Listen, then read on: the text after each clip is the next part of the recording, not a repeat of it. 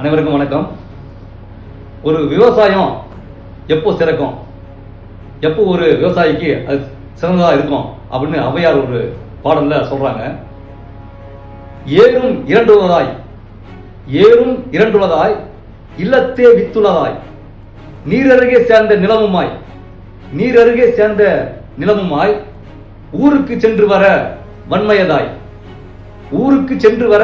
வன்மையதாய் செய்வாரும் சொற்கேட்டால் என்றும் உழவே இனிது அப்படின்னு ஔவையார் சொல்றாங்க. இதனுடைய விளக்கம் என்னன்னா, ஒரு விவசாயி வீட்டில் ஒரு ஏற்கலப்பை 2 வச்சிருக்கணும்.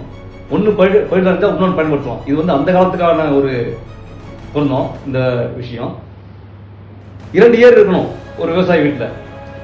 இல்லத்தே வித்துள்ளதாய், வீட்டில் அந்த விதை நெல் வச்சிருக்கணும், வேற எங்கேயும் கடன் வாங்கக்கூடாது. இல்லத்தே வித்துள்ளதாய், அதே போல நீர் அருகே சேர்ந்த நிலமுமாய், ஒரு ஏரி அருகே அந்த நிலம் இருக்கணும். அப்படின்னா ஊருக்கு சென்று வர வன்மையதாய், அதுக்கான தேவையான பொருட்கள் வாங்கி வரதுக்கான ஒரு ரோடு வசதி, அப்படின்னா ஊருக்கு சென்று வர வன்மையதான ஒரு இடமும். செய்வாரும் சொற்கேட்டால், அந்த நிலத்துல வேலை செய்யறாங்க இல்லையா, அவங்க நம்முடைய சொல்ல கேட்கணும்.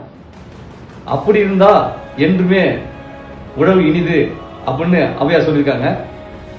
வள்ளுவரும் ஏறினும் நன்றால் எரிவிடுதல்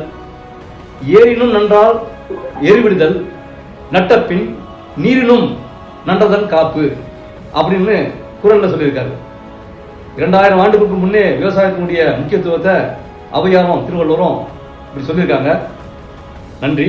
அடுத்த பதிவில் பார்க்கலாம். வணக்கம்.